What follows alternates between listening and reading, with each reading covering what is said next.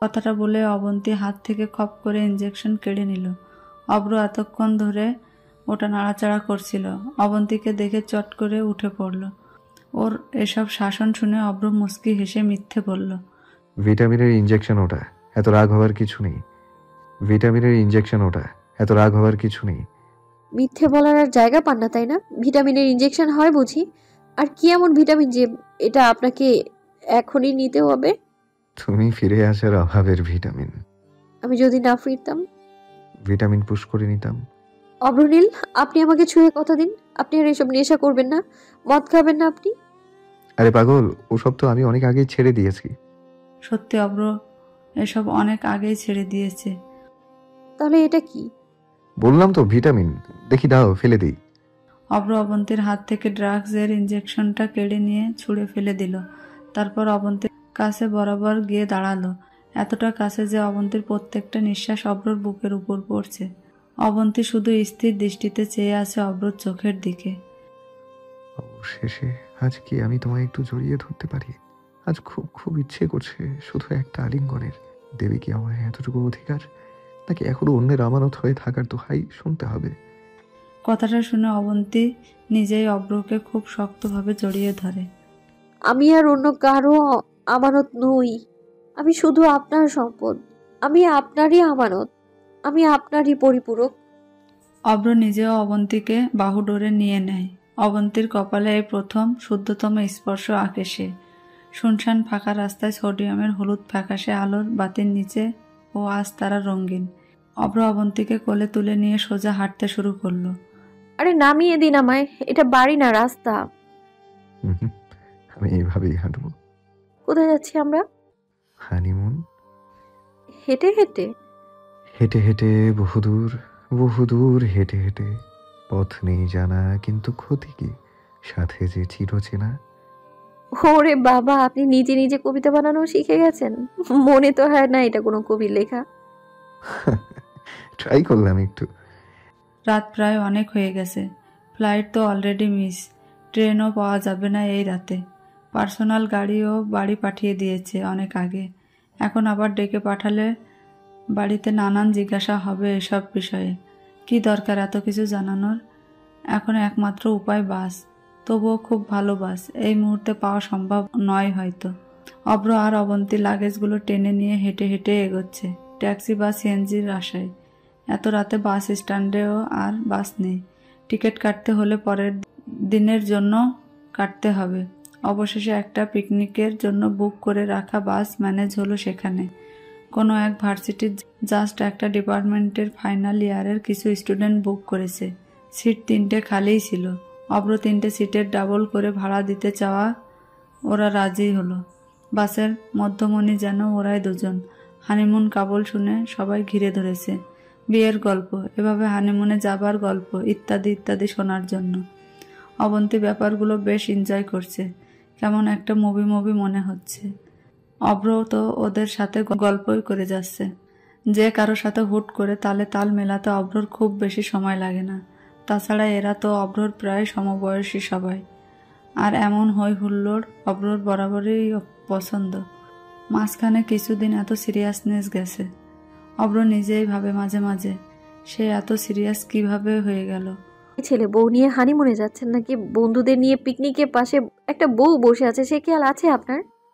অবন্তী চোখ রাঙিয়ে ফিসফিস করে কথাগুলো বলে, অন্যরা কেউ যেন শুনতে বা বুঝতে না পারে। সে আন্দাজে অন্যদের চোখ এড়িয়ে বলে, এই সুদিনও আমার আসলো তাহলে? বউ নিজেই মনে করিয়ে দিচ্ছে পাশে সে আছে। অব্র হাসতে হাসতে ফেটে পড়ে কথাগুলো বলতে বলতে। ভাইয়া ভাবি, শুধু নিজেরা নিজেরা ফিস ফিস করে গল্প করলে আর হাসলে তো চলবে না, আমাদেরও গল্প শোনাতে হবে। হুম হুম, আমাদের অনেক গল্প, কটা শুনবে বলো? ভাইয়া তোমাদের লাভ ম্যারেজ তাই না? না তো। অ্যারেঞ্জ? হুম, তাহলে? Forced marriage. মানে? দুইজনই পিটুনি খেয়ে বিয়েতে কবুল বলেছি। আমি আমার বাপের পিটুনি, আর ও মেবি ওর চাচার। কবুল বলতে না চাওয়ায় বাবা আমাকে এত জোরে থাপ্পড় দিয়েছিল যে আমি মনে হয় এখনো বাম কানে কম শুনি। দুজনকেই ফোর্স করা হয়েছিল বিয়েটা করতে। কেন এরকম কেন হয়েছিল? না না, ওসব বলা যাবে না, তোমাদের ভাবি রাগ করবে। অভ্রর এ কথা শুনে অবন্তী গেল চটে এবার। আরে রাগে কি আছে, শোনো, আমাদের দুজনেরই অন্য দুজনের সাথে বিয়ে ঠিক হয়েছিল, তাই এই যে ওনার তো যার সাথে বিয়ে ঠিক হয়েছিল সে তো এখন ওনার শালি। উনি নিজেই মেবি আফসোস করেন এখনো। মেবি আমার মতো পচা চেহারার মেয়েকে দেখেই বিয়ে না করার জন্য বেঁকে বসেছিলেন। হবু বউ বেশি সুন্দরী ছিল কি না? অভ্র আর অবন্তীর কথার সঠিক ব্যাখ্যা দিল না। অবন্তী নিজের মতো করে যা বুঝে নেওয়ার নিয়েছে, ভালোই হয়েছে। অনেক কষ্টের পর কিছু সুখের সময় হাতছানি দিচ্ছে হয়তো। হ্যাঁ, এতে করে হয়তো মিথ্যের আশ্রয় নিতে হয়েছে, হয়তো কিছু লুকাতে হয়েছে। হোক না, নিজেদের ভালো থাকার জন্যই তো। ভালো থাকার অধিকার সবারই আছে এই পৃথিবীতে। তাছাড়া বলতে তো চেয়েছিলাম বারবার সবটা। বারবারই যখন বাধা পড়ছে, থাক না, বাধাই থাক কথাগুলো। মনে মনে তাই ভেবে অভ্র বাস থেকে না মনে মনে তাই ভাবে অভ্র। বাস থেকে নামার সময় ওরা কোনো টাকাই নিল না। অভ্র এত জোর করার পরও। এই জার্নিটা ওদের পক্ষ থেকে গিফট এই নবদম্পতির জন্য। অভ্র ওদের পরের দুদিনের পার্টিতে স্পেশাল গেস্ট হিসেবে ইনভাইট করে। চিটাগাংয়ে দুদিনের অফিসিয়াল পার্টি শেষ করে গতকাল কক্সবাজারে পৌঁছেছে। সন্ধ্যা পর্যন্ত সাগর থেকে রাত্রিবেলা অবন্তী বাংলোর পেছনের দিকে পুকুরের পাড়ে পানিতে পা ডুবিয়ে বসে আছে। অভ্র ওর কোলে মাথা রেখে শুয়ে আছে। এ পুকুরে অবন্তীর পছন্দের লাল শাপলার যেন মেলা বসেছে। তাই ওর জেদে এত রাতে এভাবে এখানে বসে থাকা আর লাল শাপলা দেখা। আকাশে বেশ ভালো রকমের তড়িৎ খেলে যাচ্ছে। যে কোনো সময় বৃষ্টি হয়ে নামবে মেঘরাজ। অবন্তী অভ্রর মাথায় হাত বুলিয়ে দিতে দিতে আনমনে গান ধরে। সাগরের তীর থেকে মিষ্টি কিছু হাওয়া এনে তোমার কপালে ছোঁয়াবো গো। ভাবি মনে মনে আকাশের নীল থেকে তারার কান্তি এনে তোমার নয়নে ছোঁয়াবো গো। ভাবি মনে মনে এমনে লুকানো লাজ তারা হয়ে জ্বলে আজ। কাজল কালো আখি পাখি হয়ে যায় ডাকি। তাই বলি ভালোবাসা প্রাণে দোলা দিয়ে যায় আকাশের নীল থেকে। অবন্তী, তুমি জানো তুমি কত সুন্দর। তুমি সবসময় এমন কেন বলো যে তুমি ভালো না? আমি তো ভালো নাই। ওনারা কত সুন্দর, অবনী কত সুন্দর, অর্নি আপু কত সুন্দর, অর্পি আপু আরো কত বেশি সুন্দর। ধুর, সবসময় নিজেকে অন্যদের সাথে তুলনা করবে না তো। ওরা ওদের মতো সুন্দর, তুমি তোমার মতো। আমার কাছে তুমিই সেরা। পরীর মতো বউ তুমি আমার, পরী বউ আমার। আর আপনি আমার কি জানেন? কি জিনবর? পুরক সাহেব। মানে? বুঝবেন না। বুঝিয়ে বলো। আমি আর আপনি একে অপরের পরিপূরক, তো ওই জন্যই মজা করে বললাম আর কি। আমি আপনার পরি বউ আর আপনি আমার পুরক সাহেব। কত দূর ভাবো তুমি? ওই আর কি। দু এক ফোঁটা করে বৃষ্টি পড়তে শুরু করেছে। অবন্তী আকাশের দিকে হাত বাড়িয়ে বৃষ্টির ফোঁটাগুলো হাতের তালুতে কুড়িয়ে নেওয়ার চেষ্টা করে। অবন্তী, তুমি জানো বৃষ্টি কেন হয়? কেন আবার হবে? পানি চক্রের মাধ্যমে পানি জলীয় বাষ্প হয়ে মেঘ আকারে জমে। তারপর সেই মেঘে মেঘে ধাক্কা খেলে বৃষ্টির পানির কণাগুলো বৃষ্টি আকারে ঝরে পড়ে। আর মেঘের মধ্যকার অন্যান্য আয়নগুলোর পজিটিভ নেগেটিভ চার্জের আদান প্রদানের ফলে বিদ্যুৎ সৃষ্টি হয়। আর মেঘের ধাক্কার ফলে অণুগুলোর মাঝে কম্পন সৃষ্টি হয়। আর এই কম্পনের ফলে শব্দ উৎপত্তি হয়, যাকে আমরা বাজ পড়ার শব্দ বলি। এই শব্দ কত ডেসিবল হয় তা সঠিক মনে পড়ছে না এই মুহূর্তে। ও ম্যাম, আমি ক্ষমা চাই। যা জিজ্ঞেস করলাম তারই তো আনসার দিলাম। না, ঠিকই আছে। জানেন অভ্রনীল, লাল শাপলা আমার এত পছন্দের। আগে নানা বাড়ি থেকে আসার সময় বিল থেকে শাপলা আনিয়ে নিতাম। বাড়ি এসে সেগুলো ফুলদানিতে পানিতে চুবিয়ে ঘরে রেখে দিতাম। অনেক দিন পর্যন্ত থাকে এভাবে রাখলে। মা বলতো মানুষ কত দামি ফুলদানিতে রাখে, আর তুই এসব কি ছাতালাতা রাখিস? নেবে? কি লাল শাপলা? দাঁড়াও, এক্ষুনি এনে দিচ্ছি। আরে না, এই রাতে বেলায় পানিতে নামা ঠিক না। শাপলা লতা সাপ পেঁচিয়ে থাকে, তাছাড়া অন্য কিছুও থাকতে পারে। পা টেনে ধরে পানির নিচে নিয়ে যাবে, ঘাড়ে রক্ত চুষে খাবে, তখন বুঝবেন মজা।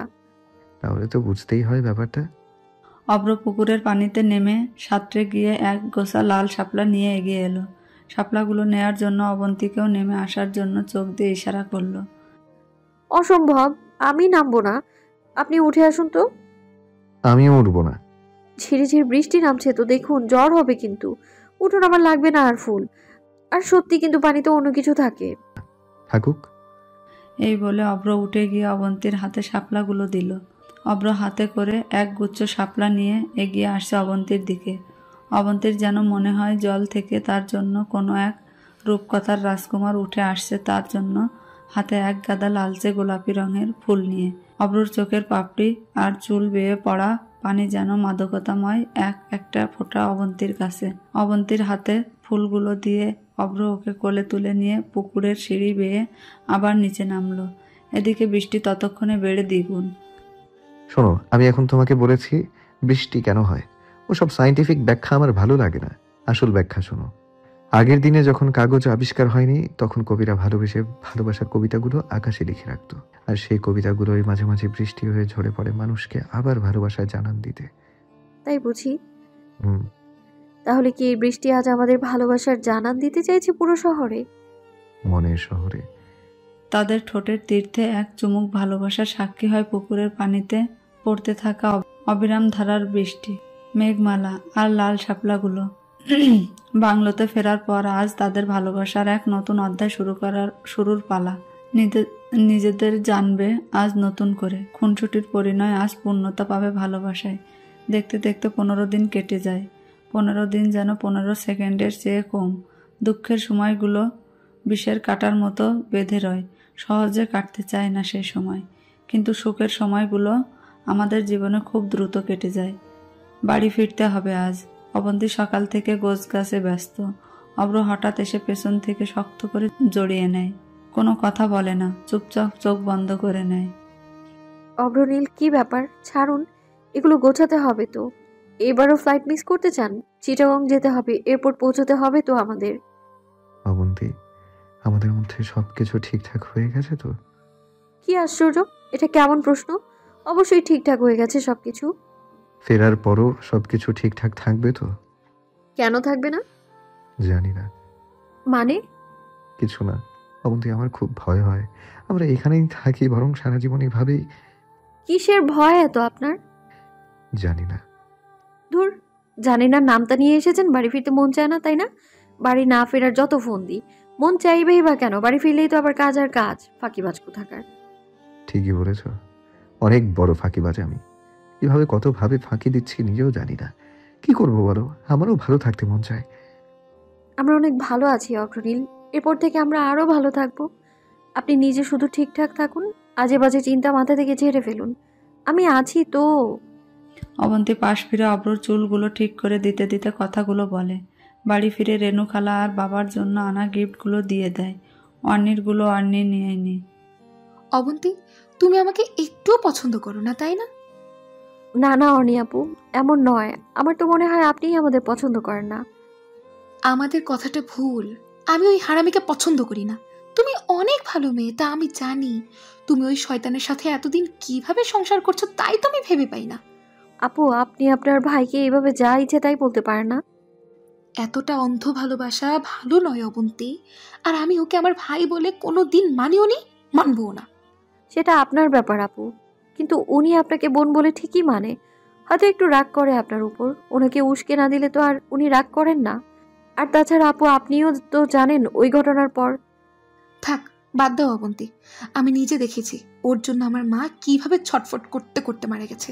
ও আমার ভাই হতেই পারে না। ওর জন্য আমারও ছোটবেলা নষ্ট হয়েছে। অভ্র মায়ের পেটে থাকাকালে আমি খুব বেশি বড় ছিলাম না, ক্লাস 5-এ পড়তাম মাত্র। আমি ওই সময় থেকে মায়ের আদর থেকে বঞ্চিত। মা অসুস্থ হয়ে গিয়েছিল শুধুমাত্র ওর জন্য। মা বছরের পর অসুস্থ ছিল। বাবার সাথেও মায়ের সম্পর্ক কিছুটা হলেও খারাপ হয়ে গেছিল। মা অযথা বাবাকে সন্দেহ করত। তুমি বলো, সবকিছুর পেছনে কে দায়ী? অভ্রই তো। ও আসার জন্যই তো মা অসুস্থ হয়ে গেল। আর সবাই শুধু অভ্রর দিকটা দেখতো। অগ্রনীল ছোট, ওর আদর যত্ন দেখাশোনার বেশি প্রয়োজন, সবার মাথায় শুধু এটাই থাকতো। অথচ আমিও তো ওর মতো খুব ছোট, না হলেও বেশ ছোটই ছিলাম। আমার তো কথা কারোর মনেই পড়তো না। অর্পি আপু বাড়ির বড় সন্তান ছিল বলে অনেক বেশি আদর পেত বরাবরই। অভ্র ছোট বলে আরো বেশি আদর, আর আমি মেঝো বলে ফাঁকা। তাই না? আমি কি ইচ্ছে করে মেজো হয়েছি বলো? ওই জানোয়ার অভ্রনীল এসেছে বলেই তো আমাকে মেজো হয়ে যেতে হলো। ও আসার আগে আমি ছোট ছিলাম। এই বাড়ির সবাই আমাকে ছোট হিসেবে কত আদর করত। যে বাবা বাড়ি ফিরিয়ে আমাকে কোলে নিত, সেই বাবা তখন বাড়ি ফিরে অভ্রকে কোলে নিত। আর ওই হারামি তো জন্ম থেকে 7 শেয়ানার 1 শেয়ানা। সারা দিন আদর নেওয়ার জন্য প্যা প্যা করে কেঁদেই যেত, আর সবাই ওকে নিয়ে আদিক্ষেতা করতো। জন্মের পর বাবা মায়ের উষ্ণতা না পেলে সব বাচ্চাই কান্না করে আপু। অন্য কেউ যতই আদর করুক, মায়ের উষ্ণতার সমান তো আর হয় না। হ্যাঁ, সেজন্যই তো যখন মায়ের ভালোবাসা আদর শাসন পেয়ে শুরু করলো, তখন মাকেই মেরে ফেললো। ওকে শুধু আদরই করতে হবে, শাসন করার অধিকার কি মায়ের ছিল না নাকি? জন্মের পরে নুন খাইয়ে মেরে ফেলা উচিত ছিল ওকে আমাদের। অভ্র ছোট থেকেই প্রচুর মিথ্যে কথা বলে অবন্তী। ও কি পরিমাণ মিথ্যেবাদী তা যদি তুমি বুঝতে। ওর বলা সত্য মিথ্যের মধ্যে তুমি কোনো তফাতে খুঁজে পাবে না। অর্পি আপু রেণু খালাকে তো ঘোল খাইয়েছেই, সাথে বাবাও এখন ওকেই বিশ্বাস করে। আর তুমি তো বিশ্বাসের ভান্ডার নিয়ে বসে আছো। তাছাড়া তুমি নিজে খেয়াল করে দেখো, ওকে একটু শাসন করতে নিলে কেমন করে ওঠে, ফোঁস করে ওঠে সাপের মতো। অবন্তীর কাছে অন্যের সব কথা অর্থহীন মনে হলেও এই শেষের কথাটা ঠিকই লেগেছে। অব্র সত্যি সত্যি কেমন যেন শাসন করা পছন্দ করে না। এ বাড়িতে বাবাই একমাত্র শাসন করে তাকে, আর বাবাকে যে অব্র খুব একটা পছন্দ করে না সেটা অবন্তী অনেক আগে থেকেই বুঝতে পেরেছে চালচলনে। হ্যাঁ, বাবার জন্য অনেক কিছু করতে চায়, মুখ উজ্জ্বল করতে চায়, কিন্তু তারপরও ভেতরে ভেতরে কেমন একটা সুপ্ত রাগ যে আছে তা বোঝা যায়। শুধু শাসন করে বলে বাবার উপর এমন রাগ নাকি অন্য কিছু কে জানে। সেদিন অ্যালবামে ছবি দেখাতে দেখাতে অবন্তীর এই প্রশ্নে অব্র বাবার ছবির দিকে নজর হলেও তাকিয়েছিল অবন্তীর সেটা চোখ এড়ায়নি। রাতে অব্র শুয়ে শুয়ে অবন্তীর হাতের আঙ্গুলগুলো নিজের আঙ্গুলের সাথে নিয়ে ছোট বাচ্চাদের মতো খেলা করছে আর গুনগুন করছে। অবন্তী বুঝতে পারলো অব্রর মন মেজাজ এখন বেশ ভালো আছে, যে কোনো প্রশ্ন করাই যায়। মানুষের খুব বেশি মন ভালো থাকলে সাধারণত বলতে না চাওয়া কথাগুলো বলে ফেলে নিজের অজান্তে, আবার মন খুব বেশি খারাপ হলেও এমনটা ঘটতে পারে। অভ্রনীল, শুনুন না। বলো, শুনছি তো। একটা কথা জিজ্ঞেস করি। একটা কেন, হাজারটা করো। বাবাকে আপনি খুব একটা পছন্দ করেন না, তাই না? কে বললো? করি তো। ওই সবসময় তো বাবা বলে ডাকেন না। তো কিছু না। তুমি জানো আমার কেন মাঝে মাঝে বাবার উপর রাগ হয়? সেদিন মা আমার জন্য রান্না করতে নিচে গিয়েছিল। ওদের ঝগড়ার জন্য প্রায় সারা রাত জেগে থাকায় সকালবেলা আমার ঘুম পেয়ে গেছিল, তাই আমি ঘুমিয়ে পড়ি। তারপর হঠাৎ মায়ের চিৎকার পাই। ঘুমের ঘরে আমি কি করেছিলাম নিজেও জানি না, আমার মাথায় কাজ করছিল না। দারোয়ান আঙ্কেলকে ডেকে আনবো, সে হুঁশও পাইনি। বাড়ি থেকে গেট কত দূরে তা তো জানোই। বাড়ির ভেতরের তেমন আওয়াজ অত দূর যায় না। আমি বাবার অফিসে টেলিফোন নম্বর অনেক কষ্ট করে মনে করে বারবার ফোন করেছিলাম বাবাকে। বাবা তো মিটিং নিয়েই ব্যস্ত, তাই না? ফোন রিসিভের সময়ই নেই। বাবা ফোনটা রিসিভ করে জানলে হয়তো ওরকম কিছু হতো না। বাড়ি ফিরে ডুপ্লিকেট চাবি দিয়ে হয়তো রুমটা খুলতে পারতো। তারপর আমি নিজেই চেষ্টা করি কোনোভাবে তালা খুলতে, আর অন্নি এসে সেটাই উল্টো করে বলে দিল সবাইকে। তুই জানো, ওর জন্যই বাবা, অর্পি আপু, রেণু খালা সবাই অবিশ্বাস করেছিল আমাকে। রেণু খালা আর অর্পি আপু বিশ্বাস করে এখন আমাকে ধীরে ধীরে, কিন্তু বাবা জানি না কি করে। অবন্তী আর কোনো কথা বাড়ায় না। অব্রর দীর্ঘশ্বাসের শব্দ সে ঠিক শুনতে পায়। দীর্ঘশ্বাসের ক্ষত পড়া বুকে নিজের মাথা গুজে দেয় অবন্তী। মাঝরাতে ঘুমের ঘোরে পাশে কাউকে না পেয়ে জেগে যায় অবন্তী। সেই শুরু থেকে এতদিনে অভ্যাসে হয়ে গেছে ঘুমের সময় পাশে অব্রর উপস্থিতি। ওয়াশরুম, ব্যালকনি বা ব্যালকনি বরাবর নিচে মায়ের কবরে কোথাও নেই অব্রনীল। ফোনও তো বিছানায় ফেলে গেছে। কি আশ্চর্য, কোথায় গেল মানুষটা? কৌতূহলবশত খুঁজতে খুঁজতে রুম থেকে বেরিয়ে নিচে মেইন দরজা খোলা অবস্থায় দেখতে পেল অবন্তী। নিজেও চলে গেল বাহিরে অব্রর খোঁজ করতে। এমনিতে অন্যের কথাবার্তা ভালো লাগে না, তার মধ্যে এই গভীর রাতে একা একা কোথায় বেরিয়ে পড়ল। শত্রুত্ব আর অভাব নেই, একা পেয়ে যদি কেউ কিছু করে দেয়। গার্ডেনে বের হতে দূর থেকে আলোর ছটা দেখতে পেল অবন্তী। দাউ দাউ করে আগুন জ্বলছে কিছুতে। পাশে কেউ দাঁড়িয়ে আছে। কিছুটা এগিয়ে যেতেই দেখলো মানুষটা আর কেউ নয়, অভ্রনীল। এক হাতে দিশলাই বক্স, অন্য হাতে কেরোসিন আর বোতল। আগুনের লাল শিকার আলোয় একদম টকটকে লালচে হলদে আভা পড়েছে অভ্রর মুখে। অভ্র এক দৃষ্টে চেয়ে আছে আগুনের শিখাগুলোর দিকে। অবন্তী ধীরে ধীরে তার দিকে এগিয়ে আসছে, সে বিষয়ে লক্ষ্যই করেনি। এই মাঝরাতিরে এইভাবে কি পোড়াচ্ছেন অভ্রনীল? অবন্তী কথাটা বলতে বলতে অব্রর হাত ধরে আগুনের দিক থেকে দৃষ্টি সরিয়ে অবন্তীর দিকে তাকাতে চমকে ওঠে অভ্রনীল। অবন্তী তার ডান হাত ধরেছিল। ডান হাতে থাকা কেরোসিনের বোতলটা চট করে ফেলে দেয় অভ্র। রাত 2:30 বাজে, কি করছেনটা কি এখানে? সেই কৈফিয়ত আমার তোমাকে দিতে হবে? আর তোমার সাথে কি দুটো চোখ নেই? দেখতে পাচ্ছ না কি করছি? টিকটিকির মতো দুটো 60 ডিগ্রি অ্যাঙ্গেলের চোখ তো লাগিয়ে রেখেছো আমার পেছনে দেখছি। এবার ধমকাচ্ছেন কেন? আমি রেগে যাবার মতো কি বললাম যে আপনি এত রেগে যাচ্ছেন আমার উপর? রাখবো না তো কি করবো শুনি? আমি এর আগে লক্ষ্য করেছি অবন্তী, তুমি আমাকে ফলো করো চুপি চুপি। কেন? হ্যাঁ কেন? কি জানতে চাও আমার ব্যাপারে? এত রাতে ঘরে নেই বলেই তো আমি শুধু খুঁজতে এসেছিলাম আপনাকে। আপনি এত কিছু ভেবে নিচ্ছেন কেন? অবন্তী একদম কাঁদো কাঁদো হয়ে যায় কথাগুলো বলতে বলতে। ও আচ্ছা, তাহলে সেদিন দিনের বেলায়ও আমাকে খুঁজতে গেছিলে বুঝি স্টোর রুমে? আমি ভালোভাবে বুঝতে পেরেছিলাম অবন্তী, তুমি দরজার আড়ালে আমাকে ফলো করছিলে। তখনকার ব্যাপার আলাদা, তখন আমার আপনাকে অন্যরকম লাগতো, কেমন যেন রহস্যময়। কিন্তু এখনকার ব্যাপার আলাদা, এখন আমার ভয় হয় আপনাকে নিয়ে। আপনি বুঝবেন কি করে আপনাকে নিয়ে কত রকম ভয় হয় আমার? দরকার নেই আমার অত কিছু বোঝার, চুপচাপ রুমে চলে যাবে তুমি এখন। কিন্তু এগুলো কি পড়ছেন? লেবু আর লঙ্কা। কি? কেন? ভূত তাড়াবো। হ্যাপি এবার? সত্যিটা বলবেন না তো? লেবু লঙ্কা পুড়লে অবশ্যই মরিচের ঝাঁজ পাওয়া যেত। বুঝতেই পারছো যখন এত জিজ্ঞেস করছো কেন? রুমে যেতে বলেছি, রুমে যাও। আমার সাথে জাসুসি? অব্র ওকে এভাবে ধমকাবে অবন্তী আশাও করেনি। রুমে এসে বসে বসে অন্যের কথাগুলোই আবার ভাবছে। এখন তো সত্যিই মনে হচ্ছে অব্রনীল সত্য মিথ্যে মিশেলের মহান কারিগর। এত রাতে কি এমন পড়লো আমায় বললো না পর্যন্ত? কিসের এত আড়াল ওর? বারবার ভাবতেই থাকে অবন্তী কথাগুলো। অব্র একদম পুড়ে যাওয়া ছাইগুলো অন্য পাশে মাটিতে গর্ত করে মাটি চাপা দিয়ে দিল। মাটিগুলোতেও পানি ছিটিয়ে আর হাত দিয়ে চাপা দিয়ে দিয়ে আগের মতো করার চেষ্টা করলো। অন্য পাশে ঘাস সহ মাটির চাপা নিয়ে এসে বসিয়ে দিল, যেন বোঝা না যায় এখানে কিছু হয়েছে। এসব করতে করতে কিছুটা ঘেমেও উঠেছে। অব্র কাজ সেরে রুমে এসে ধপাস করে শুয়ে পড়ল। কোনো কথা নেই, কম্বল দিয়ে মাথা পর্যন্ত ঢেকে উপুর হয়ে শুয়ে পড়ল। আবার কিছুক্ষণ পর কি যেন মনে হয়ে চট করে উঠে পড়ল। উঠে অবন্তীকে আবার এক ধমক। এই মেয়ে, ঘুমাতে কি প্রবলেম হচ্ছে তোমার? আমার উপর রাগ করে সারা রাত জেগে থাকবে? নাও কম্বল নাও, শীত শীত পড়তে শুরু করেছে, ঠান্ডা লাগবে না। অবন্তী উপায় না পেয়ে চুপচাপ বাধ্য মেয়ের মতো শুয়ে পড়ে। সে বুঝতে পারে এখন খামোখা রাগ দেখালে অব্র আরও রাগ করবে। এই মাঝ রাত্রিতে বাড়িতে অশান্তির কোনো মানেই হয় না। দেখুন, আমার আপন বলতে এই পৃথিবীতে এখন একমাত্র আপনিই আছেন। সেই আপনি এইভাবে অকারণে আমার উপর রাগ করবেন না। অবন্তী কাসুমাসু হয়ে অভিমানের সুরে কথাগুলো বলতে অব্র ওকে নিজের বাহুতে জড়িয়ে নেয়। সবকিছু সহজভাবে নিলেই তো হয়, এত জটিল ভাবে ভাবো কেন তুমি? আমি কিছুই জটিলভাবে ভাবিনি। আপনি নিজেই অনেক জটিল। আপনার ধ্যান ধারণা মন মানসিকতা অত্যন্ত জটিল। এইসব জটিল কথা থামাও তো, আমি এখন জটিল একটা ঘুম দেব। পরদিন অব্র অফিসে যাবার পর অবন্তী আবার সেই জায়গায় গেল। সত্যি বলতে সন্দেহ একটু হচ্ছে, এত রাতে কি এমন পোড়ালো, তাও আবার বললও না সত্যি কথাটা। না, কোনো কিছুর চিহ্ন মাত্র নেই এখানে।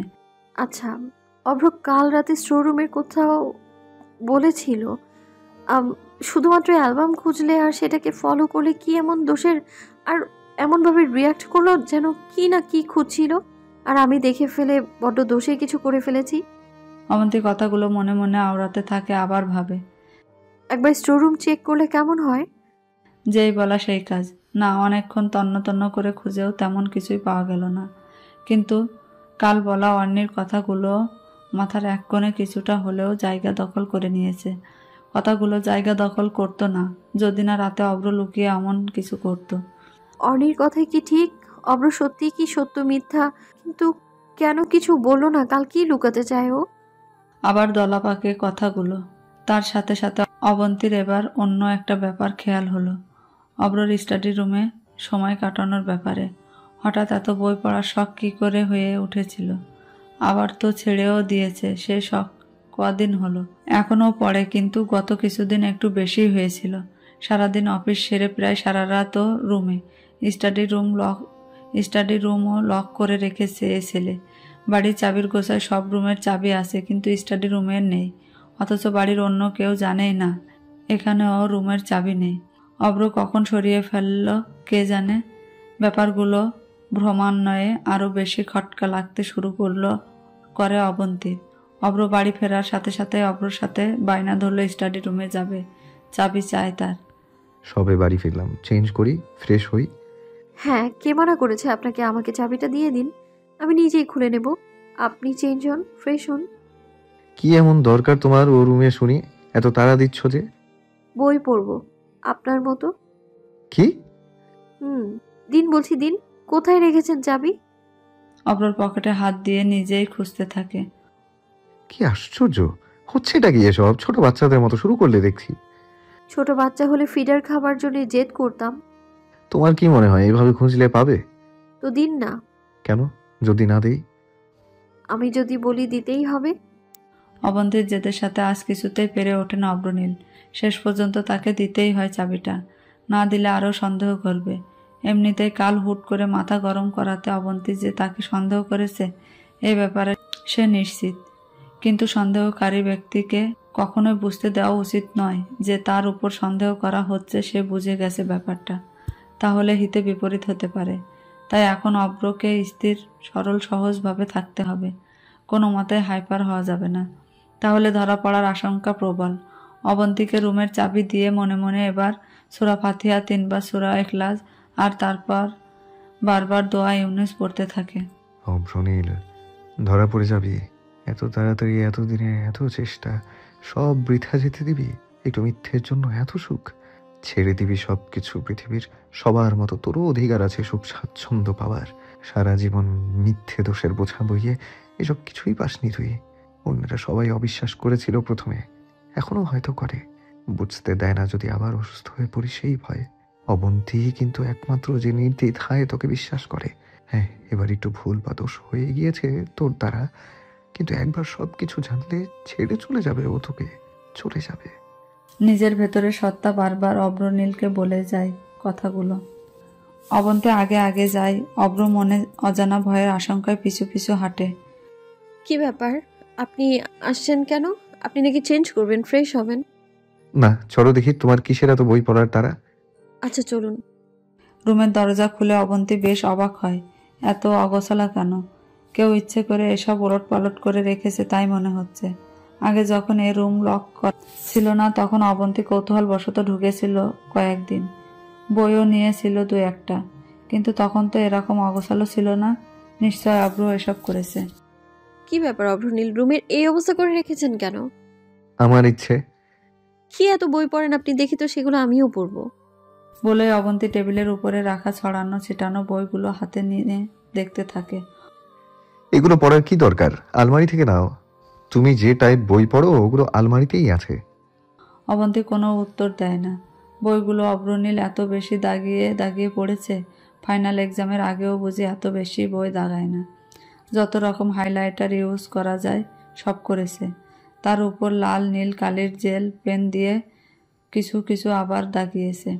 এগুলো ব্যাপারও এত আশ্চর্য লাগতো না যদি বইগুলো কোনো স্বাভাবিক গল্প উপন্যাসের বই হতো, কিন্তু এগুলো সবগুলোই সাইকোলজিক্যাল বই, 2-1টা দেশি আর বেশিরভাগই বিদেশি। অবন্তীর এমন তীক্ষ্ণ চাহনি অব্রর হার্টবিট বাড়াতে সক্ষম। এই বুঝে ফেলল সব কিছু। কী উত্তর দেবে এখন সে? অব্র মাথা নিচু করে 2 হাতের আঙ্গুলগুলো কসলাতে থাকে। এসব কি অভ্রনীল? অব্র কোনো কথা বলে না, ঢোক গেলে বারবার। ছোট বাচ্চারা গুরুতর অপরাধ করার পর ধরা পড়লে যেরকম করে ঠিক সেরকম করছে। আমি কিছু জিজ্ঞেস করেছি, কি এসব? অবন্তী একটা বই অব্রের মুখে ছুঁড়ে মারে। অব্র হাঁটু গেড়ে বসে পড়ে, অবন্তীর 2 পা ধরে কাঁদতে আরম্ভ করে দেয়। এবার অবন্তী আরও বেশি আশ্চর্য হয়। কাদার মতো কি হলো এখানে? কোন পাগলের সাথে বসবাস তার এতদিন ধরে? মাফ করে দাও প্লিজ অবন্তী, আমি কিন্তু আমাদের ভালোর জন্যই আমি বলছি সবটা। আমি আসলে... হ্যাঁ বলুন বলুন। আমি আসলে মানে এভাবে নতুন কথা বানাতে হবে আবার, তাই তো? না না, সত্যি বলছি। আগে পা ছাড়ুন, আবার ছাড়ুন বলছি। অনি আপু ঠিকই বলে, আপনি যে কি সত্যি বলেন আর কি মিথ্যে বলেন এসব বোঝা আমার কারো পক্ষে সম্ভব নয়। মিথ্যে বলতে বলতে আপনার অবস্থা কেমন হয়ে গেছে জানেন? ছোটবেলায় পড়া সেই লায়ার শেফার্ড গল্পের রাখালের মতো। এসব ছাতালাতা বই কেন পড়েন আপনি? মাথা আবার নষ্ট করতে কি অবস্থা করে পড়েছে, তাও আবার যুদ্ধ করেছেন মনে হচ্ছে বইগুলোর সাথে। আমি ডক্টর আপুকে বলে দেবো এটা সব। আপনি কেন এমন করে নিজে পাগল হতে চান ইচ্ছে করে? ভাগ্যিস কাঁদতে কাঁদতে সব বলে দিইনি। উফ, আমিও না মাঝে মাঝেই কেন যে ভুল করে ফেলতে নেই। অব্র হাঁপ ছেড়ে বাঁচে। নিজের মনকে এসব কথা বলে নেয় সে। অব্র বুঝতে পারে সে এখন পরিস্থিতি সামাল দিতে পারবে, আর সামাল দিতে হলে কি কি করতে হবে তাও তার জানা। এত এত সাইকোলজিক্যাল বই পড়ে যদি একটু না বোঝে তাহলে আর কি। সাইকিয়াট্রিস্টরা একাডেমিক ভাবে সাধারণত যে বইগুলো পড়ে পেশেন্টের ভেতরে ব্যাপারগুলো বোঝার জন্য, অব্র সেগুলো পড়ে নিয়েছে অনেকবার। শুধু পড়ার মতো পড়েনি, প্রত্যেকটা লাইন দাড়ি কমাগুলো বোঝার চেষ্টা করে করে পড়েছে। দেখো অবন্তী, এটা সম্পূর্ণ আমার টেস্ট। আমি কিরকম বই পড়বো না পড়বো সেটা আমার ব্যাপার। তাই বলে এইসব কি সুস্থ স্বাভাবিক মানুষের পড়ার মতো? বই পড়তে পারেন না আপনি? এসব পাগলের বই, এসব পড়লে আপনি তো পাগল হয়ে যাবেন। তুমি নিজেই পাগল, তাই এইভাবে ভাবছো। হ্যাঁ আমি পাগল, কিন্তু আপনার মতো পাগল না। ইকোনমিক্সের স্টুডেন্ট হয়ে সাইকোলজির স্টুডেন্টদের বই যে এইভাবে পড়ে, সে আমার চোখে পাগল বই আর কিছুই নয়। আমি রেহান আপুকে বলে দেবো তো, আপনার পেশেন্ট একটুও সুস্থ হয়নি, সেই এখন ইচ্ছে করে পাগল হতে চায়। শোনো, আমি যখন অ্যাসাইলামে ছিলাম তখন রেহানা আপুই আমাকে এসব পড়তে বলতো। সত্যি বলছি। মিথ্যে বলছেন আপনি। আমি এক্ষুনি ফোন করছি, ওয়েট। না না, একদম না। ধরা পড়লো তো চোর। আচ্ছা তুমি কি চাও বলো? এইসব আর পড়বেন না তো? না। আপনার কথার দাম নেই, চলুন। এইগুলো সব পড়বেন এক্ষুনি। অবশেষে অব্রকে রাজি হতেই হলো বইগুলো পড়ার জন্য। অবন্তীর এক ধরনের ধারণা ছিল, যারা অতিরিক্ত সাইকোলজিক্যাল বই পড়ে তারা হয় ডক্টর, না হয় সাইকো, মানে কিছুটা হলেও সাইকো। অব্রর এমনিতেই ছোট থেকেই সাইকোলজিক্যাল ডিসঅর্ডার ছিল, হয়তো এখনও আছে কিছুটা হলেও। কারণ ডক্টর বলেছিল এই ধরনের পেশেন্টের থেকে শতভাগ সুস্থতা আশা করা বৃথা। কোথাও না কোথাও কিছু না কিছু গ্যাপ থেকেই যায়। এরই মধ্যে অব্রের আবার এইসব বইয়ের প্রতি নেশা, তাও লুকিয়ে লুকিয়ে। ব্যাপারটা অবন্তীর একদমই সুবিধার ঠেকেনি, তাই ওকে দিয়েই পুড়িয়ে নিয়েছে সব বই। প্রতিজ্ঞাও করিয়ে নিয়েছে ভবিষ্যতে যেন এগুলো না পড়ে, কারণ অবন্তী জানে অব্র এসব প্রতিজ্ঞা বা কথা রাখার ব্যাপারে কতটা সিরিয়াস। গার্ডেনের এক কোণে ওগুলো পড়া শেষ করে বাড়িতে নিজের রুমে আসার পথে অবন্তীকে কোলে তুলে নেয়। আমি আপনাকে কত ভালোবাসি জানেন?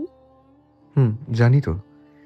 কিন্তু এটা কি জানেন, আপনি ইচ্ছে করে যদি আবার অসুস্থ হন, আমি কিন্তু আপনাকে ভালোবাসবো না, আর চলে যাব আমি। আমি যেতে দেবই না। শোনো না, আমার না খুব কবিতা পাচ্ছে। বলি একটা কবিতা। বলুন না। মেয়েটা পাখি হতে চাইলো, আমি বুকের বাঁ দিকে আকাশ পেতে দিলাম। 2-4 দিন ইচ্ছে মতো ওড়াউড়ি করে বলল তার একটা গাছ চাই। মাটিতে পা পুঁতে ঠাঁই দাঁড়িয়ে রইলাম। এ ডাল সে ডাল ঘুরে ঘুরে সে আমাকে শোনালো অরণ্য বিষাদ। তারপর টানতে টানতে একটা পাহাড়ি ঝর্ণার কাছে নিয়ে এসে বলল তারও এমন একটা পাহাড় ছিল, সেও কখনো পাহাড়ের জন্য নদী হতো। আমি ঝর্ণার দিকে তাকিয়ে মেয়েটিকে বললাম, নদী আর নারীর বয়ে যাওয়ায় কোনো পাপ থাকে না। সে কিছু ফুটে থাকা ফুলের দিকে দেখিয়ে জানতে চাইল কি নাম। বললাম গোলাপ। 2টি তরুণ তরুণীকে দেখিয়ে বলল কি নাম। বললাম প্রেম। তারপর একটা ছাউনির দিকে দেখিয়ে জিজ্ঞেস করলো কি নাম। বললাম ঘর। এবার সে আমাকে বলল তুমি সকাল হতে জানো। আমি বুকের বাঁ দিকে তাকে সূর্য দেখালাম। এগুলো আমাদেরই কথা, তাই না? কবি রুদ্র গোস্বামী মনে হয় তোমার আর আমার জন্য এটা লিখেছিলেন। দেখতে দেখতে 363টি দিন কেটে যায়। 364তম দিন চলছে পাশাপাশি এই পথ চলার। আগামীকাল তাদের পরিণয়ের 1 বছর পূর্তি। কাল ম্যারেজ অ্যানিভার্সারির পার্টি আছে বাড়িতে। গত 2 দিন ধরে ডেকোরেটররা কাজ করছে। বাড়িটা একদম বিয়ের বাড়ির মতো করে সাজানো হচ্ছে আবার। অন্যান্য আত্মীয় স্বজনরা আসতে শুরু করে দিয়েছে। অর্পি আর ওর ফ্যামিলি এসেছে গত 6 দিন হলো। কথা হয়েছে অবন্তীর, কিন্তু এই প্রথম সামনাসামনি দেখা। খুবই মিশুক সে। পুরো বাড়ি নিজেই মাতিয়ে রেখেছে। বাড়িটাকে বিয়ে বাড়ির মতো করে আবার সাজাতে দেখে অবন্তীর মনে পড়তে থাকে আবার সেই পুরনো দিনগুলোর কথা। এরকমই সাজানো ছিল বাড়িটা, কিন্তু তাদের দুজনে কারোরই মন দুটো সাজানো ছিল না। বিয়ের রাতে ব্যালকনিতে সারা রাত বাঁধা অবস্থায় থাকার কথাও মনে পড়ে। তারপর কতই না ঝগড়া, অব্রকে ভয় পাওয়া, এসব মনে পড়ে অবন্তী নিজের অজান্তে ফিক করে হেসে দেয়। 1 বছরে বদলে গেছে অনেক কিছু। বদলেছে তাদের সম্পর্ক। হয়তো সেই সম্পর্কের সেতুবন্ধনও আসতে চলেছে। অবন্তীর নিজের ভেতরে অন্য কারো অস্তিত্বের আঁচ পেতে শুরু করেছে কিছুটা, গত কদিন ধরে। প্রায় সব ধরনের লক্ষণ জানান দিচ্ছে তাকে সে ব্যাপারেই। আজ সন্ধ্যায় রিপোর্ট পাবার কথা। এসব ব্যাপারে এখনো কাউকে জানায়নি সে, অব্রনীলকেও না। নিজেই ডক্টরের কাছে গিয়েছে চুপি চুপি শপিংয়ের কথা বলে। আজও তাই বের হয়েছে। এই অস্তিত্বের জানান সে সবার আগে অস্তিত্বের মালিককেই দিতে চায়। রিপোর্টে পজিটিভ দেখার সাথে সাথে অবন্তী অব্রকে ফোন করে। এ কথা সে কথায় আর বলে উঠতে পারে না ব্যাপারটা। সিদ্ধান্ত নেয় কালই বলবে। পরিণয় পূর্তির দিনই পূর্ণতা প্রাপ্তির প্রথম জানান দেবে সে তার প্রিয় পরিপূরককে। শপিং মলে গিয়ে অযথা কিছু কিনে নিল। বাড়ি গিয়ে বোঝাতে হবে তো সে যে শপিংয়ে গিয়েছিল। তাছাড়া বেবি শপে গিয়ে বেবি শু কিনে ছোট্ট একটা বক্সে র্যাপিং করে নিল। আর জুয়েলারি শপে গিয়ে 3টে আংটি কিনল, একটা অব্র সাইজের, একটা অবন্তীর নিজের সাইজের, আর বিশেষটা 0 বয়সের বেবির সাইজের। দুজনের দুটো আংটির মাঝে রাখলো ছোটটি। এক বক্সে সাজিয়ে সেটাও র্যাপিং করে নিল। রাতে পার্টি শেষে রুমে আসার পর পাওনা গিফট এগুলো অব্রনীলের। আচ্ছা, বুদ্ধুটা কি এসব দেখে কিছু বুঝবে নাকি আমাকে নিজে মুখেই বলতে হবে? শোনার পর নিশ্চয়ই খুশিতে পাগলামো শুরু করবে। কোলে তো আমাকে নেবেই মাস্ট। আমি বলবো, এখন থেকে আস্তে কোলে নেওয়ার অভ্যাস করো পুরুষ সাহেব, পুচকে কষ্ট পাবে। গাড়িতে বসে এসব ভাবতে ভাবতে কখন যে বাড়ির গেটের সামনে চলে এসেছে বুঝতেই পারেনি অবন্তী। হঠাৎ ড্রাইভার অন্য কারো সাথে কথা কাটাকাটিতে ভ্রম ভাঙে অবন্তীর। বেশ বয়স্কা এক মহিলার সাথে কথা কাটাকাটি করছে সে গাড়ি থামিয়ে। বললাম তো গাড়িতে স্যার নেই, ম্যাডাম আছে শুধু। আমার যে একটু দরকার ছিল বাবা, অনেক দূর থেকে এসেছি। যে কি হয়েছে বলুন তো, কি দরকার? এই বাড়ির সাহেব কোথায়? ও তো অফিসে, বাবাও আজ অফিসে। আমি মিসেস আহনাফ চৌধুরী, আমাকে বলুন না কি দরকার। না, ওনাদের সাথেই দরকার। তাহলে অফিসে যান। না, সমস্যা নেই, আমি এখানেই অপেক্ষা করব। অবন্তী কথা না বাড়িয়ে ড্রাইভারকে বাড়ির ভেতরে গাড়ি ঢোকাতে বলে। কি দরকার যখন বলতেই চাইছে না, থাক। সিঁড়িতে উঠতে উঠতে অবন্তী কি যেন মনে হয় আবার নিচে নেমে চলে যায় মেন দরজায়। বয়স্ক মহিলাটির কাছে প্রায় দৌড়ে গিয়েই জিজ্ঞাসা করে, শুনুন, আমি মনে হয় আপনাকে চিনি। বয়স্ক মহিলার মুখে হাসি ফোটে এবার। হ্যাঁ, আমিও তোমাকে চিনি। আপনি? হ্যাঁ, ঠিকই ধরেছ। এখানে কি কাজ আপনার? আমি বাপু গরিব মানুষ, এইসব বড় লোকদের ভুলের মাসুল কুড়িয়ে নেই। মানে বুঝলাম না ঠিক। এরা জীবনের দাম টাকায় কেনা বেচা করে। কেন তুমি জানো না এসব? তুমিও তো এখন এদেরই একজন। কি সব আবল তাবল বলছেন আপনি? কার জীবনের দাম কে কেনা বেচা করেছে? মহিলা এবার মুচকি হাসে। তোমাকেও তো কেনা বেচা করেছে। আপনি জানেন কি করে? আমি সব জানি। কি জানেন আপনি? শুনবে? হ্যাঁ, আমি শুনতে চাই। অবন্তী ডান হাতটা নিজের অজান্তে পেটের উপর রেখে একবার সেদিক তাকিয়ে দীর্ঘ একটা শ্বাস ফেলে বলে। পুরোটা শোনার পর অবন্তীর মনে হতে থাকে তার মাথার উপর নেই কোনো আকাশ, আর পায়ের নিচেও মাটি নামের কোনো অস্তিত্ব নেই। চোখ ক্রমশ ঝাপসা হয়ে আসে। এসব না শুনলেই বুঝি ভালো ছিল। অবন্তী ভদ্রমহিলার সাথে আর কোনো কথা বাড়ায় না। কথা বলার মতো ভাষা হারিয়ে ফেলেছে সে। চোখ মুছতে মুছতে হনহন করে হেঁটে নিজের রুমে ঢুকতে অন্যের সাথে ধাক্কা খায় সে। কি ব্যাপার অবন্তী, শপিং থেকে এরকম কাঁদতে কাঁদতে ফিরছো যে? পছন্দের জিনিস পাওনি বুঝি? অবন্তী কোনো উত্তরই আজ দেয় না। যে অব্রনীলের জন্য এতদিন অন্যের সাথে এত ঝগড়া করেছে, সেই কিনা আজ আর কি ঝগড়া করবে, কি উত্তর দেবে? তার কথার বরং অন্যই তাকে সাবধান করেছিল অব্রকে এতটা বিশ্বাস না করতে। রুমে এসে দরজা লাগিয়ে হাতের কাছে যা পায় ইচ্ছে মতো ভাঙতে থাকে সে। ভাঙা শব্দ শুনে রেণুখালা অর্পি এগিয়ে আসে। ওরা বারবার দরজা ধাক্কায়, কি হয়েছে জানতে চায়। অবন্তীর সেদিকে কোনো খেয়ালই নেই। ভাঙতে ভাঙতে ড্রেসিং টেবিলে রাখা ফুলদানিটা নিতে গিয়ে আয়নায় নিজেকে দেখে চোখ পড়ে অবন্তীর। নিজের চেহারার এক দৃষ্টে দেখতে দেখতে এক পর্যায়ে চোখ চলে যায় পেটের দিকে। আর পারে না, থেমে যায় সে। মেঝেতে ধপ করে বসে পড়ে। এই সন্তান জন্মালে কি উত্তর দেবে তাকে? তার বাবা খুনি? অব্র বাড়ি ফিরে দেখতে পায় তার রুমের সামনে বড় ধরনের জটলা পেকে গেছে। কি ব্যাপার জিজ্ঞাসা করার পর জানতে পারে অবন্তীর এসব কাণ্ডের কথা। অব্র নিজেও কয়েকবার ডেকে সাড়া না পেয়ে দরজা ধাক্কিয়ে ধাক্কিয়ে ছিটকানি ভেঙে ঢোকে। রুমে নাজেহাল অবস্থা দেখতে পায়। অবন্তী চুপচাপ মেঝেতে বসে আছে বিছানার এক কোণে হেলান দিয়ে। মেঝেতে অব্রনীলের ছায়া দেখতে পায় অবন্তী। চোখ মুছে নিয়ে মানুষটাকে আবার পা থেকে মাথা পর্যন্ত দেখে নেয়। অব্র ওর পাশে বসে গালে লেগে থাকা একটু আধটু চোখের পানি মুছে দেয় বিস্ময়ের সাথে। কি ব্যাপার, কি হয়েছে? Anything serious? না। তাহলে? এমনি ভালো লাগছে না কিছু আমার। হঠাৎ? কেন, আমার কি ভালো না লাগারও অধিকার নেই নাকি? আর নাকি এইসব ভেঙে অনেক ক্ষতি করে দিয়েছি আমি আপনাদের? এভাবে কথা বলছো কেন তুমি আমার সাথে? ভালো না লাগার অধিকার যেমন তোমার আছে, সেরকমই ভালো না লাগার কারণ জানারও অধিকার আমার আছে। সেই হিসেব করলে আমারও অনেক অধিকার ছিল। কোন অধিকারটা আমি তোমাকে দেইনি বলো?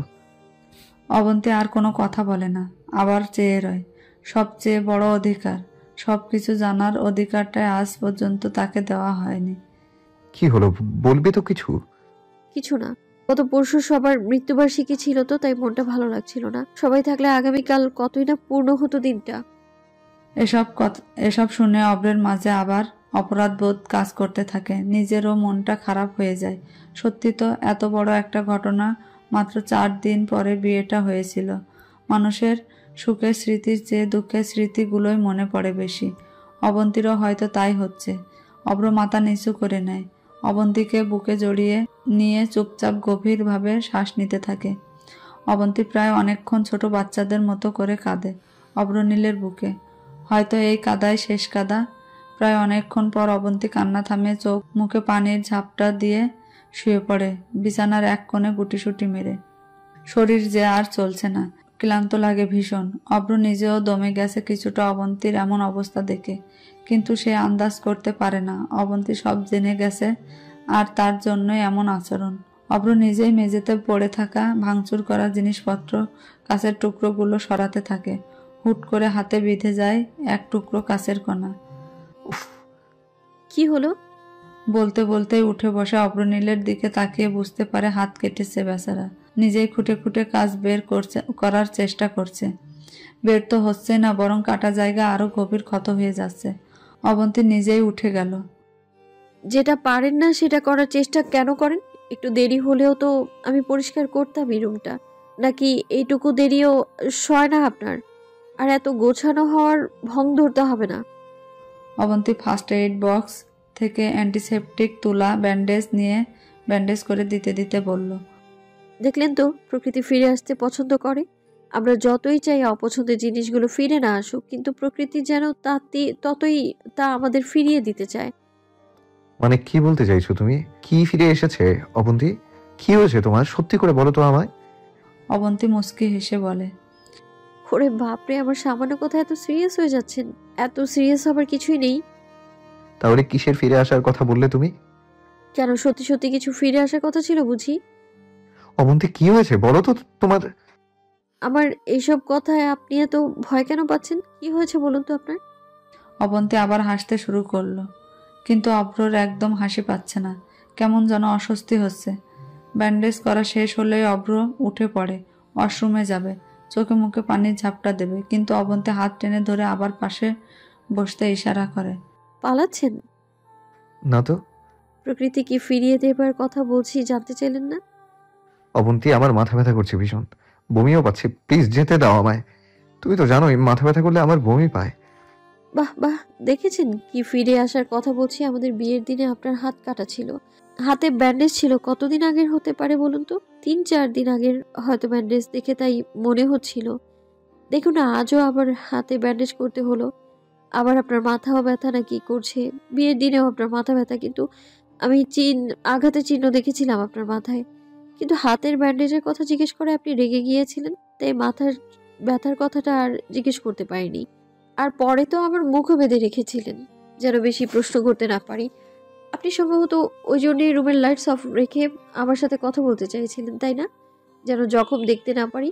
জখম হয়েছিল মানে ব্যথাও হচ্ছিল, আবার আজও মাথা ব্যথা হচ্ছে। বমি কিন্তু আমাকে বিয়ের দিনও আপনি করেছিলেন, আবার আজও আমাদের বাড়িতে সবাই হাসাহাসি করছিল এ নিয়ে। বর বিয়ে করতে এসে বমি করেছে। দেখেছেন কত কিছু আবার প্রকৃতি ফিরিয়ে দিল। অবন্তী আবার হাসে, কথাগুলো বলে। অব্রর এসব পুরনো কথা মনে পড়ে আরো বেশি অস্বস্তি হয়। মানসিক চাপ সে একদমই সহ্য করতে পারে না। ছোটবেলায় মায়ের ঘটনার পর থেকে অতিরিক্ত চাপ নিলে, দুশ্চিন্তা করলে বমি করে ফেলে। অবন্তীর কোনো কথার উত্তর দেয় না সে। অবন্তী হেসেই যাচ্ছে। ওয়াশরুমের বেসিনে দৌড়ে গিয়ে আবার গড়গড়িয়ে বমি করতে শুরু করে অব্রনীল। হাত পাও কেমন থরথর করে কাঁপতে শুরু করে। সত্যি কি প্রকৃতি ফিরিয়ে দিচ্ছে সবকিছু? কি হচ্ছে এসব? সত্যি তো 1 বছর পর আবার আবার কেন মিলে যাচ্ছে ছোট ছোট ব্যাপারগুলো? প্রকৃতি যদি সত্যটাও ফিরিয়ে দেয়, অবন্তী যদি জেনে যায় সবকিছু কোনোভাবে। অব্র মাথায় আবার যুক্ত হয় এসব দুশ্চিন্তা। বমি করতে করতে গলা চিলে এক পর্যায়ে ব্লাডও আসে বমির সাথে। চোখ মুখে পানি দিয়ে বেসিনের আয়নায় আবার নিজেকে দেখে নেয়। ভেতরে সত্তা বলে ওঠে, আর কত? আর নয় অভ্রনীল, সৃষ্টিকর্তার ঊর্ধ্বে কেউ নয়, তুইও না। এদিকে অবন্তী হাসতে হাসতে আবার নিজের পেটে হাত দেয়। দেখেছিস পুচকি, এখন বমি করার কথা কার, আর বমি করে পৃথিবী ভাসাচ্ছে কে? একা একা হাসছো কেন তুমি? অব্র ফ্রেশ হয়ে এসে চোখ মুখ মুছতে জিজ্ঞাসা সূচক দৃষ্টি ছুড়ে দেয়। প্রেগনেন্ট মেয়েদের মতো বমি করেন কেন আপনি? কয় মাস চলে আপনার? অবন্তী ইচ্ছা করেই কথা ঘুরিয়ে দেয়। এসব ব্যাপারে অব্রকে আরো ফোর্স করলে আরো অসুস্থ হয়ে পড়তে পারে। হাতির মতো 2 বছর চলে। অব্র মুচকে হাসি হেসে বলে, কোন হসপিটালে যেন ডেলিভারি আপনার? সদর হাসপাতালের আউটডোরে। ছি ছি, আউটডোরে? আউটডোরের কথা পরে বলা যাবে, এখন আপাতত ইনডোর। এই না না, ভুলেও এখন এইসব ভাববেন না, পুচকে দেখে ফেলবে। পুচকে আবার কে? পুচকে হচ্ছে ওই তো রিহাম, রিহাম দেখে ফেলবে। অবন্তী দরজার দিকে নির্দেশ করে। অব্র পেছনে তাকিয়ে দেখে তার ছোট ভাগ্নে বছর 4 এর রিহাম বল হাতে দরজার চৌকাঠে দাঁড়িয়ে আছে। অর্পির 3 ছেলে, রেহান, রিহাব, রিহাম। একমাত্র মামার বিয়েতে আসতে পারেনি, তাই এবার মা বাবার সাথে ওরাও এসেছে। মামা বলতে ওরা 3 জনই অজ্ঞান। ছোট থেকে অব্রর সাথে থেকেছে। অব্র উঠে গিয়ে রিহামকে কোলে তুলে নিল। পেছন পেছন অর্ণির মেয়ের অর্থী এসেও বায়না ধরে, অভ্র মামা আমাকে কোলে নেবে না? অব্র ওকেও কোলে তুলে নিয়ে বিছানায় দুজনকে বসিয়ে খেলতে শুরু করলো। অবন্তী সেদিকে এক দৃষ্টিতে চেয়ে রয়। মনে মনে জিজ্ঞেস করে, কিরে হিংসে হচ্ছে বুঝি? বাবার আদর খেতে মন চেয়েছে তোর? হয়তো পোড়া কপাল রে। এই অবন্তী, একা একা কি সব বিড়বিড় করছো? আপনি ওদের কত ভালোবাসেন তাই না? আমার আপুর ছেলে মেয়ে, ভালোবাসবো না তো কি করব? তুমি জানো, রেহান জন্মানোর সময় আমি 10th স্ট্যান্ডার্ডে পড়ি। আমি স্কুল থেকে ফিরতে ফিরতেই ভিজিটিং আওয়ার শুরু হতো। বাড়িতে ব্যাগ কোনো মতে রেখেই দৌড় দিতাম হসপিটালে। ছোট্ট রেহান কি সুন্দর ছিল, কি সুন্দর ছোট্ট ছোট্ট হাত পা। আমি একটু কোলে নিলেই বিড়াল ছানার মতো কেঁদে উঠত। তারপর আপু বাড়ি ফেরার পর আমি সারা দিন ওকে কোলে নিয়ে থাকতাম। স্কুলও যে কত মিস করেছি। আপু ভাইয়া তো ব্যস্ত থাকতো এক্সপোর্ট ইম্পোর্টের বিজনেস নিয়ে। আমি সারাদিন ওকে দেখে দেখে রাখতাম, যদিও কেয়ারটেকার ছিল। তারপর একটু বড় হলে বিকেলবেলা খেলতে যাবার সময় ওকেও নিয়ে যেতাম। তারপর রিহাব আসলো, তখন তো 2 জন হলো। দুজনে মিলে আমার মাথা খেয়ে ফেলতো সারাদিন। রিহামকে অবশ্য তেমন আদর করার সুযোগ পাইনি। ওর 3 বছর বয়সেই তো দেশ চলে এলাম। এজন্যই রিহাম সোনার আমার ওপর অনেক রাগ, তাই না? অব্র এসব বলতে বলতে আবার মুখ ডোবায় ওদের আদর করতে করতে। এরপর রুমে রেহান, রিহাব আর অর্কও আসে। অব্র ওদের 5 জনকে নিয়ে ব্যস্ত হয়ে পড়ে। অবন্তীর ওসব কথা আর মাথায় থাকে না অব্রের। সেখানে গল্প, আড্ডা আর খেলায় ব্যস্ত ভাগ্না ভাগ্নির সাথে রাতে খাওয়া দাওয়া সেরে অব্র আয়নায় দাঁড়িয়ে চুল ঠিক করছিল। অব্রনীলের এই স্বভাবটা মেয়েদের মতো। ঘুম থেকে উঠে চুল ঠিক করা, আবার ঘুমোতে যাবার আগে চুল ঠিক করে ঘুমিয়ে পড়া। চুলের আর স্কিনের ব্যাপারে প্রচণ্ড যত্নশীল সে। অবন্তী হাতে দুধের গ্লাস নিয়ে এগিয়ে আসে। নিন, খেয়ে নিন। আমি কি ছোট বাচ্চা নাকি ঘুমোতে যাবার আগে 1 গ্লাস দুধ খেয়ে ঘুমাবো? বমি করে তো গলা ছিলে একাকার করেছেন। রাতে তো তেমন কিছুই খেতে পারলেন না। গলায় ব্যথা করছে, জ্বালা করছে নাকি? গরম দুধ খেলে গলায় সেক লাগবে, আরাম পাবেন, ঠিক হয়ে যাবে। বলছো? সত্যি। অব্রনীল বুঝতেও পারে না এটা অবন্তীর একটা টোপ মাত্র। দুধের ভিতর স্লিপিং পিল মিশিয়ে খাইয়ে দেয় অবন্তী। সবার পর 2-1টা কথা বলতে বলতে অব্র গভীর ঘুমে আচ্ছন্ন হয়ে পড়ে। অবন্তী প্রায় অনেকক্ষণ চেয়ে রয় ঘুমন্ত মানুষটার দিকে, মনে মনে কিছু প্রশ্নও করে। এর উত্তর আশা করে না সে। ঘুমন্ত মানুষ তো আর উত্তর দিতে পারবে না, আর জেগে রইলেও বা কি হতো, মিথ্যে উত্তরই দিত। সকালবেলা গায়ে হলুদের আয়োজন করা হয়েছে। বিয়ের সময় কারোরই গায়ে হলুদ ঠিক মতো হয়েছিল না, তাই অব্রনীলকে তো ছোঁয়ানোই গেছিল না, বিয়ে করবে না বলে বেঁকে বসেছিল তাই। আর অবন্তীকেও হেলায় ফেলায় 2-1 ফোঁটা ছোঁয়ানো হয়েছিল। চাচা চাচি অত সময় আছে নাকি? কিন্তু এবারে গায়ে হলুদে বেশ ধুমধাম করে হচ্ছে। দুজনকে পাশাপাশি বসানো হয়েছে স্টেজে। ম্যাচিং করে লাল পাঞ্জাবি আর শাড়ি পরেছে দুজন। ফুলের গহনা পরে অবন্তীকে আজ ফুলকন্যার মতোই লাগছে। অব্রনীলের ইচ্ছা করছে আজ সারাদিনই এই ফুলকন্যার দিকে তাকিয়ে থাকতে, কিন্তু বাড়ির সবাই হাসাহাসি করবে এই ভেবে আর চোখে তাকিয়ে দেখতে হচ্ছে তার। অব্রকে সবাই ইচ্ছে মতো হলুদ লাগালেও অবন্তীর 1 ফোঁটাও হলুদ লাগাতে দেয়নি। হলুদে অ্যালার্জি আছে তার, এই কথা বলে। হাসি খুশি অব্রনীলের পাশে নিজেও হাসি মুখের ভান করে বসে থেকেছে। এতদিন অব্র যেমন নিজের ভেতরটা তাকে বুঝতে দেয়নি, সেও আর বুঝতে দেবে না কাউকে কিছু। গায়ে হলুদের অনুষ্ঠান শেষে রুমে এসে দরজা লাগিয়ে দেয়। হ্যাঁচকা টান দিয়ে অবন্তীকে নিজের ভেতর নিয়ে নেয়, ঘাড়ে মুখ ডুবায়। এসব কি অশুভতা হচ্ছে? ছাড়ুন আমায়। অসভ্যতার কি হলো? আমার বউ আমি ভালোবাসবো না? ছাড়ুন। আচ্ছা ঠিক আছে, আগে বলো মিথ্যে কথা বললে কেন তুমি? কি মিথ্যে বলেছি আমি? হলুদে তোমার অ্যালার্জি কবে থেকে? অনেক আগে থেকেই। মিথ্যে কথা। অব্র হাতের মুঠোয় নিয়ে আসা পুরোটুকু হলুদ বাটা অবন্তীর গলায় গলার নিচে কাঁধে লাগিয়ে দেয়। অবন্তী আর বাধা দিতে পারে না। অব্রনীলের নীলাভ নয়, হলুদাভ নেশায় আজ আসক্ত সে। হলুদের ছোঁয়ায় অব্রতে আজ হলদে আভা লেগে আছে যে। সন্ধ্যায় বেশ জমকালো পার্টি হলো, রয়্যাল সেলিব্রেশন বলে কথা। পুরো পার্টি জুড়ে ছিল, তবে এবারও অবন্তীর বাড়ি থেকে কেউ আসেনি। তাদের দাওয়াত করা হয়েছে কিনা সে বিষয়ে অবশ্য অবন্তী জানে না। রাত বাড়ছে, ঝিঝি পোকার ডাক আরো প্রবল হয়ে উঠছে। অবন্তী জেগেই আছে, বসে বসে জানালা দিয়ে নারকেল পাতার ফাঁক দিয়ে চিড়ে যাওয়া চাঁদ দেখছে। অব্র সেই কখন ঘুমিয়ে পড়েছে, গভীর ঘুমে আচ্ছন্ন সে। আজও কপির ভেতর দেওয়া স্লিপিং পিল খুব তাড়াতাড়ি কাজ করেছে। অবন্তীর এছাড়া আর উপায় ছিল না।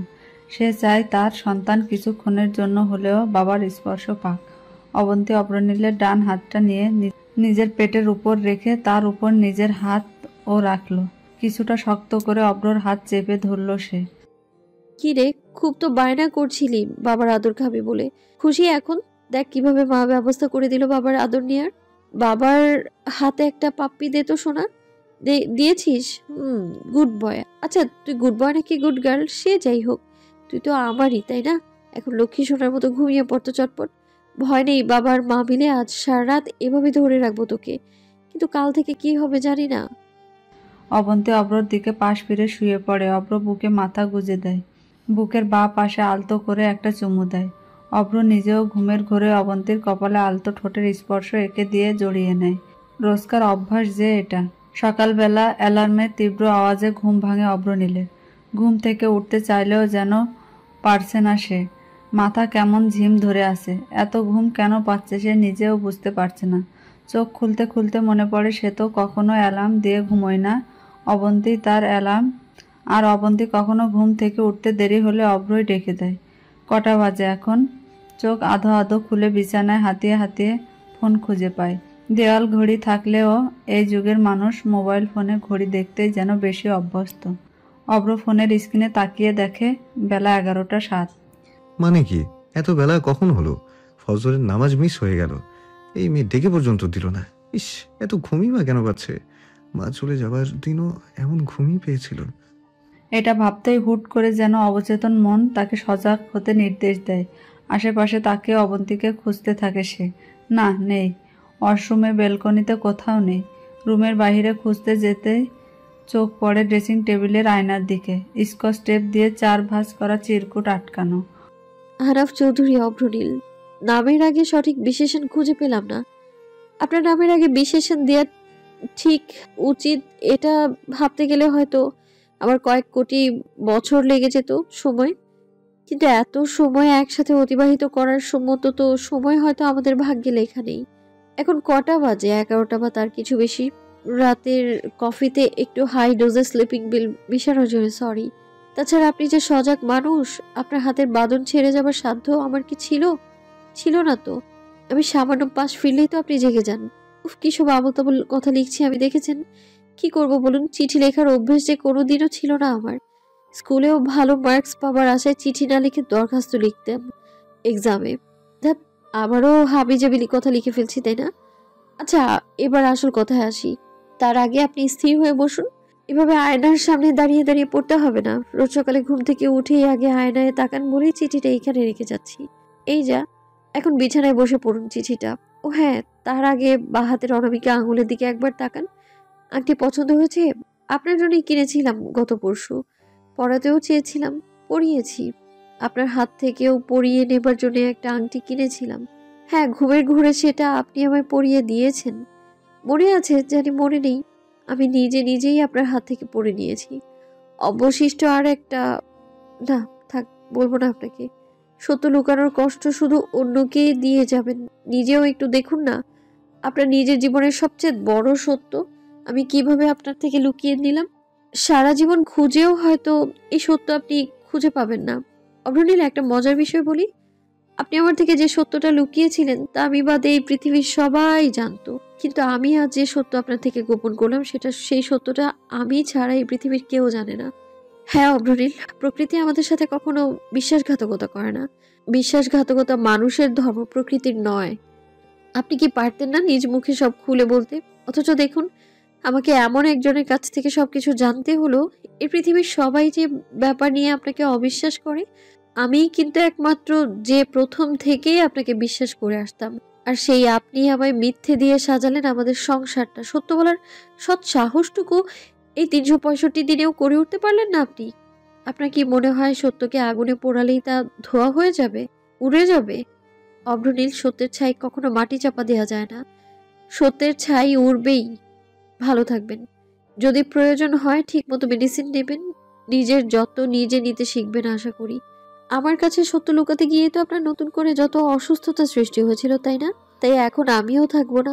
থাকবে না কোনো গোপন করা সত্য। আশা করি থাকবে না কোনো অসুস্থতা।